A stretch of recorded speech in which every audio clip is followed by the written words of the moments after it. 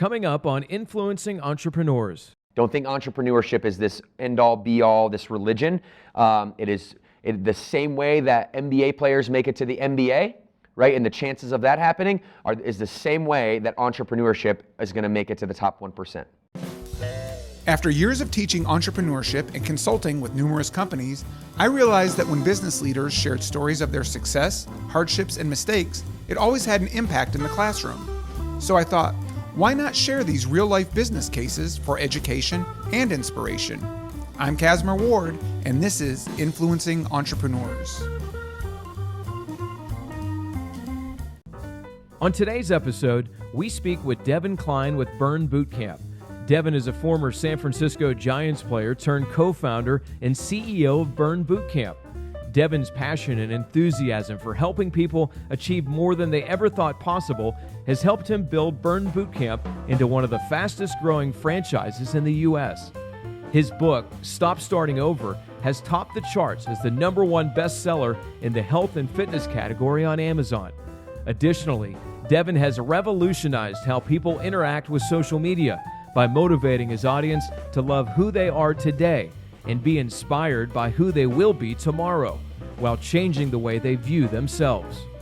Well, thank you for being here today, Devan. I'm glad to be here, pumped up. So how do you make the transition from professional athlete to entrepreneur? You know, it's pretty similar, actually. You know, a lot of people are saying like, hey, you know, you go from this world where you're playing sports all the time to playing no sports, and that's a big transition. But really, what entrepreneurship, really the formula for success in entrepreneurship is being a leader, taking risks, working together with a team, not necessarily having a certain future, right? And so all of these things really condition you to be an entrepreneur. So a lot of people that stop playing collegiate or professional sports kind of think about that as their peak in life, and which is unfortunate because there is so many skills that can translate out.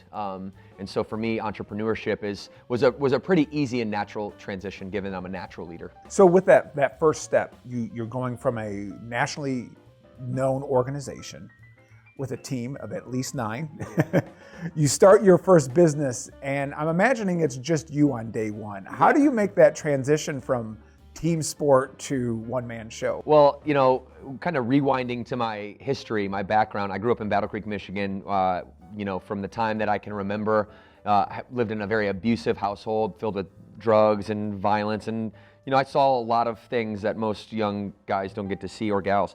And so, you know, having that be kind of the dark side, right? And then going through all of these things, like getting released from baseball, starting a business without having any resources, like those things in comparison to what I've seen as a child in the environment that I grew up with, it's cake, right? You see the other side. That's why you get a lot of entrepreneurs that you see. I was reading a statistic that 79% of millionaires in this country are actually self-made, so only 21% have actually got an inheritance. So it goes to show the power of, you know, somebody coming from, you know, the dark side, if you will, or having a less than appropriate background to walk them into entrepreneurship, and just the grit that it takes. I think that's really what it is. It's the grit that I established as a young kid, like translating into that. So that grit doesn't lend itself for tons of opportunities. So Yeah. I've talked to a lot of entrepreneurs that they are self-made millionaires and they've built it from scratch with just a small loan of $1 million from their father Right. or their family. Yeah. With your type of background, that opportunity doesn't come natural. No, it wasn't there. Where do you find that opportunity? So I think one of the quotes that I love the most, it's a Tony Robbins quote, and he said, "When you have no resources, get resourceful." And so resourcefulness was the only skill that I had at the time. When I moved to Charlotte, I knew nobody, right? I had no resources financially. I had $600 to my name. So I wasn't able to, I didn't have no mentors to get $1 million loan or any banking relationships. I was a baseball player, right? As much as people want to glorify that, you know, playing baseball for $1,200 a month when you have to live off yourself is, you know, not an economical good situation to be in. So for me, entrepreneurship has definitely been a place where uncertainty you have to be comfortable with uncertainty. You have to live in that place. And so for me, Having no resources, starting with $600 actually in a parking lot because I couldn't afford a lease at the time, was the way that I had to start. And it was the only way that I could start. And so to some extent, I was limited in my options, which kept me focused. But on the other side of that coin, it probably would have been a little bit easier with a $1 million loan and maybe some real estate to start with. You start off, the transition from professional athlete to trainer sounds natural. I'm sure Right. it happens very For sure. very often. How does becoming a trainer turn into a business by itself? The natural skills from baseball, right, were there. I wasn't always talented, in some regard. I had to work my way, to be at elite level. I had that work ethic built in, and when you have to apply work ethic to natural skill and talent to get anywhere, that is also translatable into entrepreneurship or corporate America or wherever you go, post, the fun days, right, college or high school or professional baseball, in my particular opinion or a particular situation. But I think that the one thing that I always tell people when they're talking about taking their craft and then turning that into the business is you have to be passionate about the business side of the business. You can't just be a trainer and then all of a sudden, you're gonna wake up one day and you're gonna have a 26% EBITDA business and, without understanding what EBITDA is and all the metrics and all the analyzation that goes into that. So the craft is one thing, and then you have to develop a secondary craft, and that's being sound financially, understanding the lingo of business, being able to walk and talk and act and behave. And how you do that? You get around other people right away. As soon as you can possibly, as soon as you're interested in business, you get mentor right away. But you didn't have that at the beginning. You really were just working out of a parking lot to feed yourself For sure. and put a roof over your head. Your last thought was, what is my target market? What demographics? You were just, pay me to train you. Right. When do you realize you have a business? I realized that I had a real business the moment that we had this Saturday session, right? And mind you, we're in a parking lot still at this point. And it's 9 a.m. on a Saturday. We're in Carolina. It's 94 degrees out, right? The sun's coming up and it's dead summer. I had 150 people show up to train with me in a parking lot, no AC, hot as can be. They were there because of the people. They were there because of each other. And as soon as I realized that the business that I was in was not fitness, the business that I was in was relationships, right? And then to apply maybe another level to that. Furthermore, I needed to be a marketer who facilitated a business of relationships, not a trainer who facilitated fitness. Does that make sense? Yes. Yeah. So what's the first big business decision you make at that point? What's the first investment? The first investment. I think the most important investment any entrepreneur can make is into themselves, right? I think, right off the bat, if you're, even if you're not savvy, if the linguistics for you aren't there yet for business and you're still learning those things, right? Keeping it simple is very beneficial to you. So KPIs, simple key performance indicators, like how many members, and this was my conversation, right? How many members do I need to make $10,000 a month was the first question, right? And then from there, you have to go out and you have to build the pipeline, build the sales funnel, build the marketing funnels. And so my first big decision was, what are you going to be an expert at? Me, like this internal conversation, because I knew that if I just continued to only be an expert at training, that I was gonna miss this whole opportunity to actually build the business. So my first big decision was, what's the most important thing in business?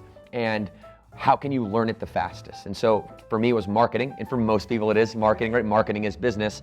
And then I went out and I learned, right? Things like this, where people like you who are passionate about helping entrepreneurs or the younger generation and students are then going out and making content. And I was the consumer of this content. So it's kind of ironic that I'm on the other side of it now, but definitely YouTube University was my go-to.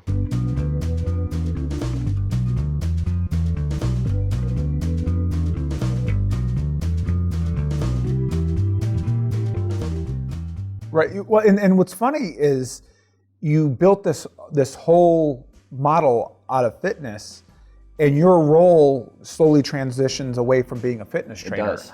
What does that do to your personality? Because it's uncomfortable at first. Oh my gosh, my ego was the biggest. It got in the way so much. Like, my ego was at 21, 22, 23, 24, my biggest problem, right? Because you're this baseball player and everybody around you is kind of gassing you up the whole time, and then you kind of still carry that with you as you move out. And so I ran into this situation where I'm looking around, I got a few subleased gyms in North Charlotte, meaning a parking lot, a rec center, we did a church was one of the gyms, and I look around, I have 800 members. And I'm like, it blows my mind that I'm in this financial situation now. And so, looking back on that, it's like my mindset in that moment when I had 800 people was like, I'm the only person that can do this as well as I can do it. That was my mindset. Super poisonous, right? Because how can you scale your impact if you're the only one that can perform? And it wasn't until one of my mentors at the time that I had just recently found, his name is Jeff Duden, and he said to me, he goes, bro, you're not that cool. Chill, right? He said that to me, and I'm just like, wow, this is a dude that's been doing this for so long and so successful for so long, a pioneer in the franchising industry in the modern day, telling me like, back off, get higher level. Your ego is stopping you from being a leader. And so as soon as that switch flipped, I think really opened my world up, because it was no longer driven by my ego. I suppressed that all the way down to where it was nothing. And the future then opened up, and now we have 3,300 people in the organization, 419 locations across 38 states, and none of that would have been possible if I had said, listen, I'm the only one that can do this. It's leaders creating leaders who create leaders who create leaders. And the more leadership that you can create, and the longer that chain is, the more influence you're going to have. The more influence that you have, the more opportunity that you have to impact the world. The more value you add, the more money you make. What clicked with your clients or potential clients that 800 people were showing up, or 150 in the parking lot? I mean, why weren't they showing up for all the physical trainers? Well, because I think that the key word being physical, most 95% of the organization, industry rather, are going to tell you it's all about your aesthetics, it's all about your six pack. Just look at the marketing messages. Go to your Facebook or Instagram feed and scroll through the marketing messages, and all you're gonna see is, hey, join us for this free session, best workout in the world, or get a six pack now, or lose weight fast, right? It's all this superficial aesthetic, societally, really, from coast to coast, right? In this country, that's what it has been. That's what it's traditionally been, largely stemming from the fact that for years and years and years, before cell phones, before YouTube, before all these things, we had limited access to information. We had these TV commercials and radio channels and newspapers that were driving our messaging. So now all of a sudden, you get somebody who is coming out, no preconceived notion of the fitness industry, understands what the landscape is from doing research and some study there. But you start to see the disconnect, right? So I've spent my whole career so far just trying to figure out the disconnect between why everyone knows what to do. Like, listen, dude, you're not confused. You know eating healthy and moving your body is what you need to be doing to be consistently healthy and to progress in that regard. And so does everyone else, right? So the disconnect wasn't that we were confused as a society. The disconnect was we didn't know how to execute on it. And if you take that a level higher, the reason why, we didn't have an elevated emotion. We didn't have a vision of ourselves in the future. We didn't have something enchanting that was going to pull us through those tough times. And so what I started to do was making the physical piece, maybe, we come over and we bond over the workout, but I started messaging how to transcend the physical nature of fitness into mental, emotional, spiritual, relational, sexual health. And I started talking about the person as a whole. And because of that, I came off very genuine, very authentic, very much like the boy next door. Like, I'm here to help you, I'm an expert, but I'm not the guru who's gonna make you have abs like me. I'm the person that's gonna be here to help you create a more compelling vision for yourself in the future, and that's what we're working towards. So by nature, you're cutting out those lose weight quick, 30 pounds in 30 days type of scheme, type of vibe. So you build a model based on a positive mindset as well as a healthy body. Yeah, and then when everyone starts to, it's like there's statistics around peace gatherings, right? When people come in from all over the world to come to like New York City to protest for peace, there's statistics and studies that show that the volatility is lowered. It's the same way when you bring a bunch of people together, all focused on mental growth and emotional growth, that's all gonna grow, and it's gonna amplify and elevate itself just in that regard. So that started happening at scale. Let's talk about your mental health starting up. There's a few moments. There's a few disasters, blunders along the way. Of course. What were those challenges that really made you rethink? Yeah, the first one was how am I going to grow, right? We mentioned getting rid of the ego.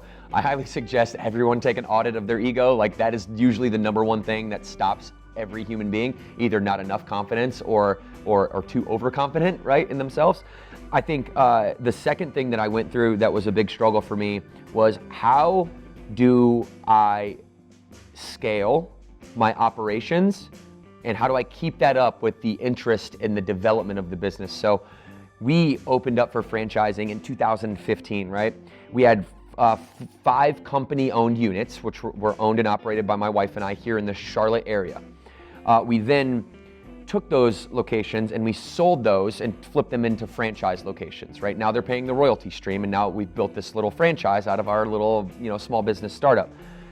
As soon as we announced, right, that happened, within the first 8 months, we had 80 people from just Huntersville, North Carolina, and Cornelius and Mooresville, North Carolina, up in Lake Norman area, who bought franchises all over the Southeast. 80 people, right? So I don't have operational support. I don't have capital. I don't have human resources. I don't have an operation leader or an IT leader or a marketing leader. I have nothing. It's me, my wife, and 2 other people that are helping us part-time and some trainers.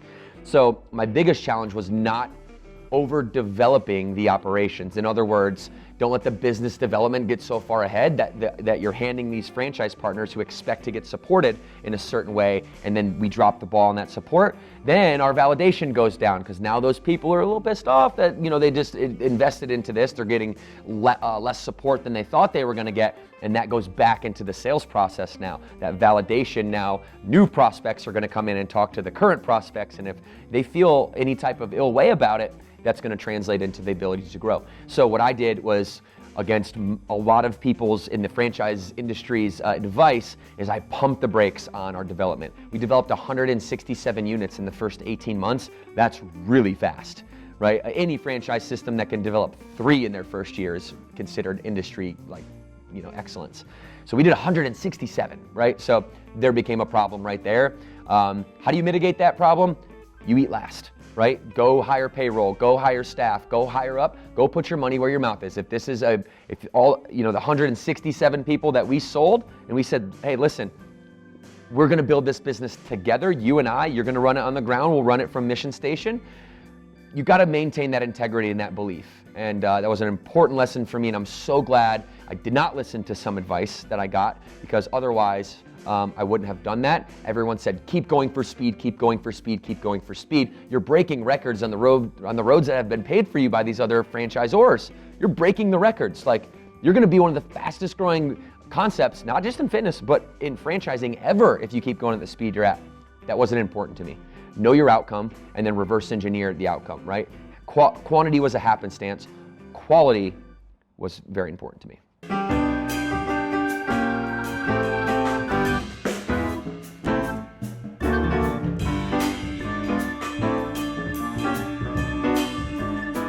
So you pump the brakes. Yeah. Why do so many franchise models ignore sustainability over growth? I think in this country, speed is valued.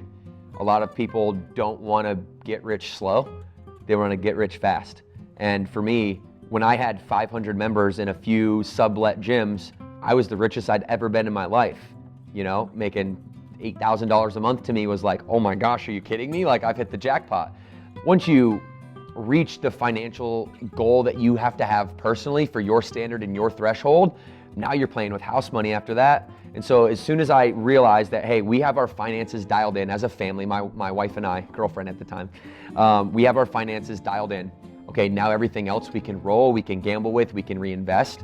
And we've lived very, very modestly, and still do, because we don't need a lot, but we lived very modestly, to almost to the point where our personal budget was so tight, any dollar that we would make on top of that would go back into the business. You don't scale from a few $600 in a parking lot to a 9-figure organization in 5 years, 6 years if you don't have that mentality. You start building a franchise model, your customer changes, because now it's not people coming for physical fitness, It's people looking to get into business.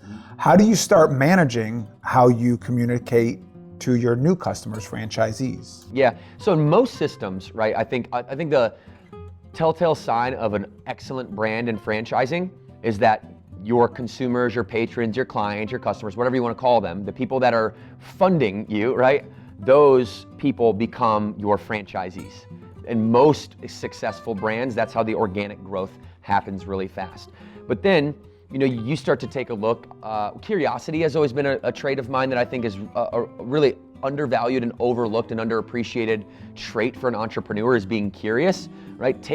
Get the advice, get the information, but run that through your own filter of curiosity.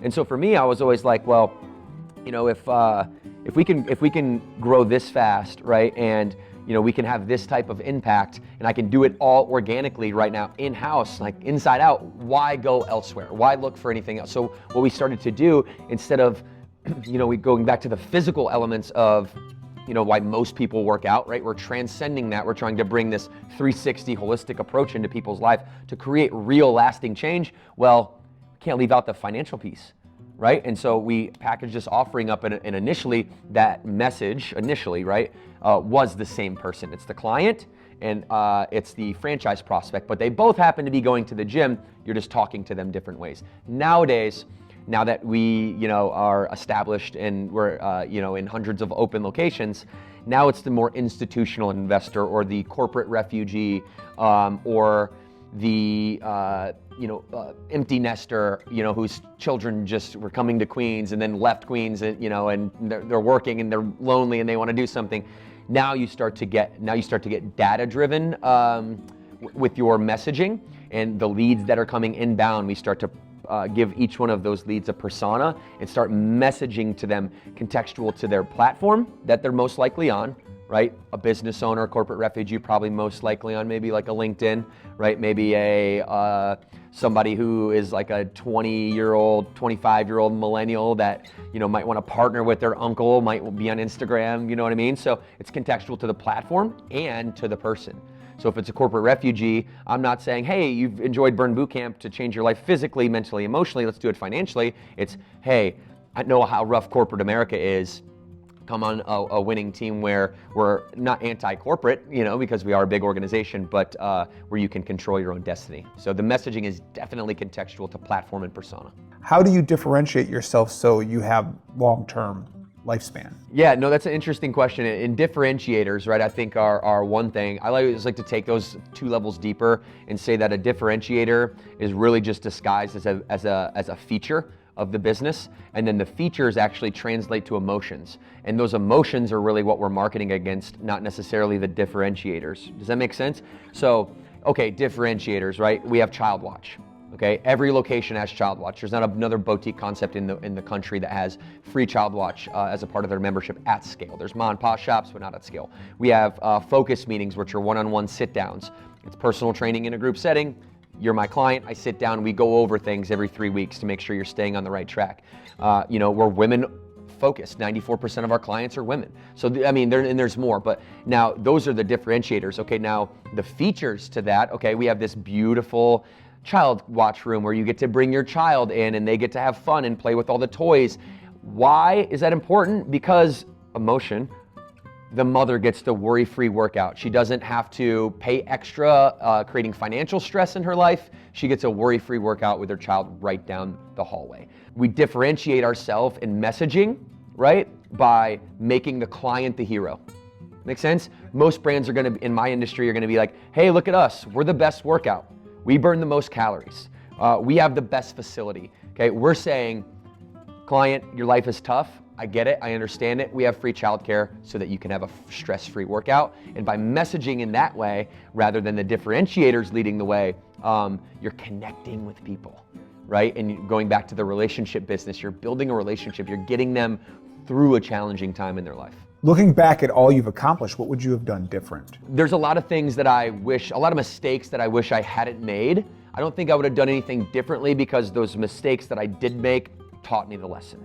Right, and I think that's a common theme in a lot of entrepreneurs and a lot of successful people in corporate America and nonprofits. What you fail and you chase failure. You're not actually trying to stay away from it. You're actually seeking it. Right, as a leader, I think a trait of a great leader is to say, I know that intuitively as the leader of the organization, that I'm most often right when I have an intuition or when I have an opinion on something.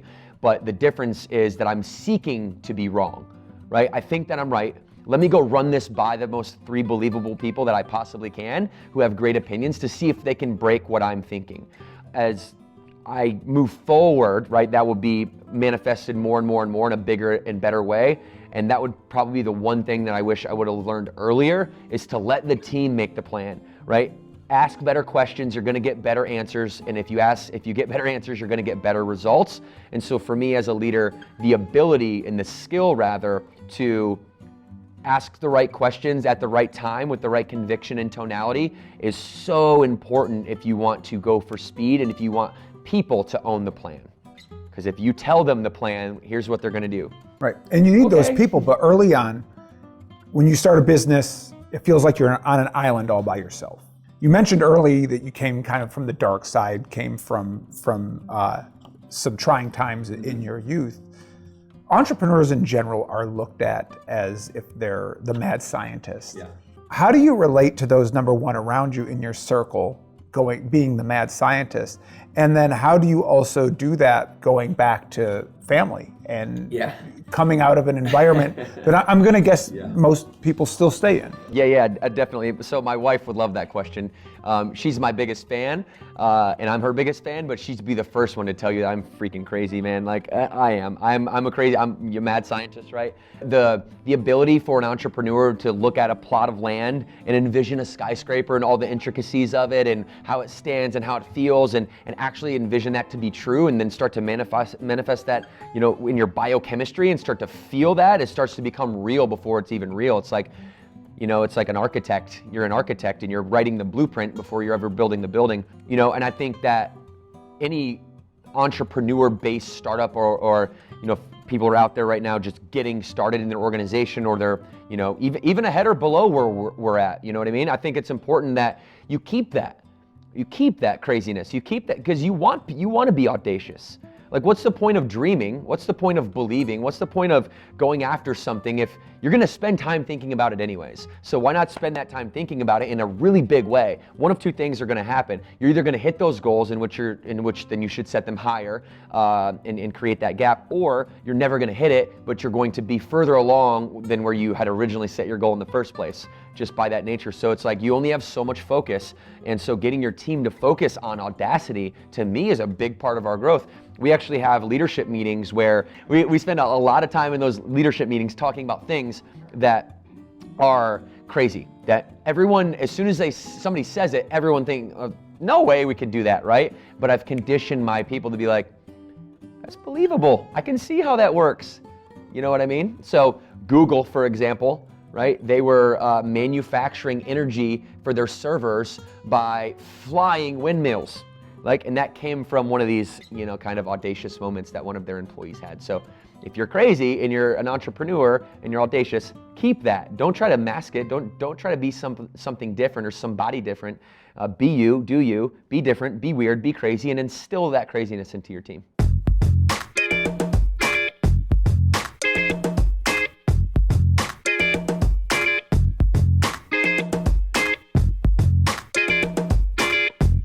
As of right now, what's the end goal or vision for Burn Bootcamp? Burn Bootcamp itself, in terms of, let's talk like logistics, how are we going to get 10,000 units open, right? I really believe this is a concept globally in hundreds of countries where we can develop 10,000 units over the next 12 years, and we're very committed to that. And that's not just an inference at this point. That's data, right? We're parsing out all of the territories all over the world.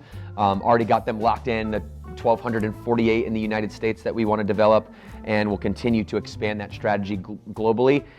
Now, if we hit that goal, great. I can't see 12 years into the future, but what I do know is that wherever we're at in 12 years, we're going to wake up on a Monday and we're going to see 5 million people on that Monday logging in to be a part of Burn Bootcamp in whatever capacity. And that's always been the vision is, I like to have very acute, audacious but acute, right? It's the vision and detail contrast. Have the vision, 10,000 units. Devin, how are you going to do that? I don't know. But all I know is I envision the day that happens, we're waking up and 5 million people are logging in, and we're all sitting around a big screen at our state-of-the-art HQ, and we're toasting champagne, and I'm wearing green and blue, and you know what I mean? And you're getting so detailed with how that vision is going to manifest that you're starting to get people talking about it as if it's already happened.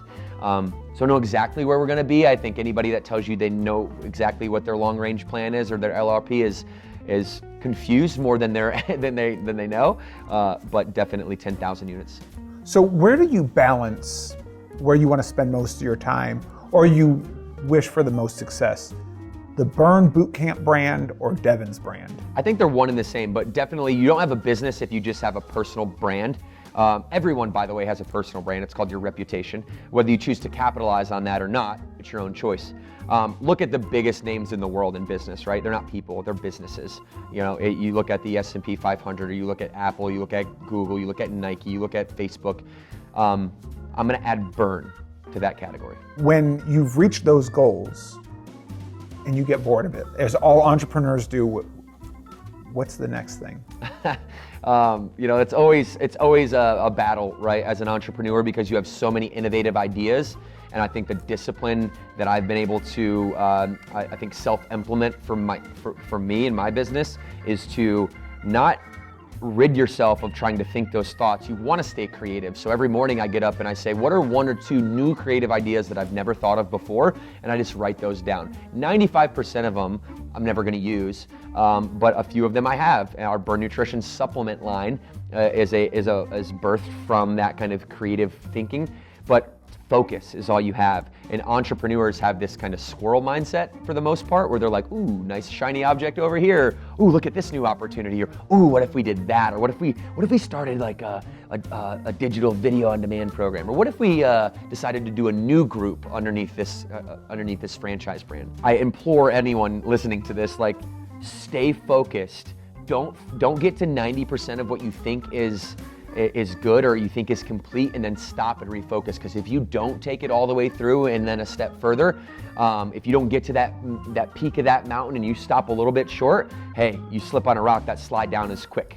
You know what I mean? So for me, staying focused, I have all these ideas that I'm kind of compartmentalizing, but until we're getting to 1,248 domestic units, filling up the white space, when our unit economics, which are as important as a small business, right? When we have a 25 to 35% EBITDA margin on every location at all of them, then I might start thinking about something else. But until then, laser focus. So right now, any new ideas that don't fit in the Burn Bootcamp model? I definitely can see the relationships that we've built at the client level and how loyal our clients are. They're like sports teams fan. Very, very similar. You're gonna buy the jersey, you're gonna sit front row, you're gonna buy into everything that the lifestyle has to offer. It's not just football if you're a New York Jets fan, it's the whole lifestyle around it. So we have clients doing that. So if I think about the future, I'm thinking about a brand group, right? Burn Bootcamp being just a division of that brand group, where our clients that we've spent so long building relationships with can benefit from other services that also complement them trying to gain a bigger and better vision of themselves, being more healthy, being more happy. And then taking our franchise partners and all of these people who I'm so privileged, probably one of the coolest parts of my job is seeing them be successful, right? And be able to quit their corporate job or whatever and just take their life to a whole new level financially. They're gonna have some reciprocity, right? So then developing other concepts that are franchise concepts that can not only fit into our franchise partner network, not only can be offerings to a built-in market that we already have, but that also can use our infrastructure at headquarters that we've built out. That's very fresh and modern and unique, kind of stands up on the archaic nature of franchising and makes it very modern. What do you do in your personal life that keeps this energy level up so you can take it to work? I work harder on myself than I do in the business. That's so key. Harder on myself, the caveat to that is not just any old random knowledge, right? You need to know it's focusing, right? Okay, so if I want to get to 10,000 units, one of those first steps is to fill up the white space in the United States, mention the number 1248. In order to do that, I have to know all of the little nuances that go into helping a multi-unit franchise owner build out a 50, 100, 150 unit empire. I have to know all the insurance laws, all the legal, down so deep, right, that in order to do that, I have to have that knowledge. So for me, my self-development, my personal development, which I spend more time on doing than I actually do running the business, I'm learning about things that I'm not yet running into within franchising, right? I'm not trying to go out and learn how to, run a nonprofit at this point, right? It's a great idea I've probably had at some point. Focus, focus, focus. So the personal development, everything stays focused right in that vertical. Like the riches are in the niches, right? You heard that one before? Everybody has, right? The riches are in the niches, especially nowadays. Go deep and get really good at what you do. Be an expert. If you could share one piece of advice to any aspiring business owner, what would it be? Entrepreneurship isn't for everyone. It's a hot word. It's a sexy topic. I ate it for 4 years, right? Working 100 to 110 hours a week, paying myself 30 grand. Which you're lucky to get. Which I'm scraping for, right? Reinvesting everything. Now, I could have stopped, right? I could have made, but I wanted to build. So there's gonna be a period of time. If you are a thoroughbred entrepreneur and it's in your DNA, you go into it knowing I'm not gonna eat well for 5 years, right? And if you're willing, it's kind of like an actor.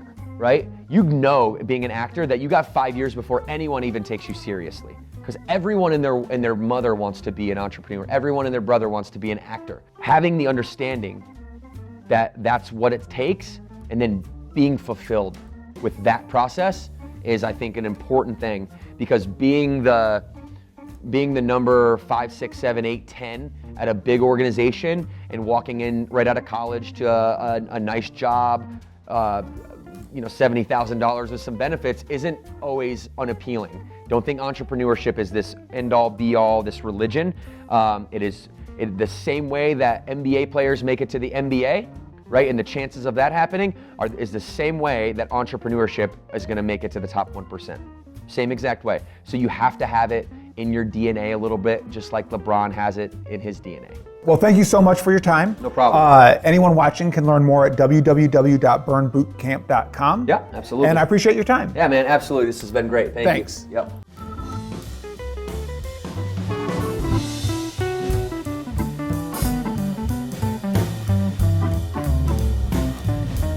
Thanks for watching.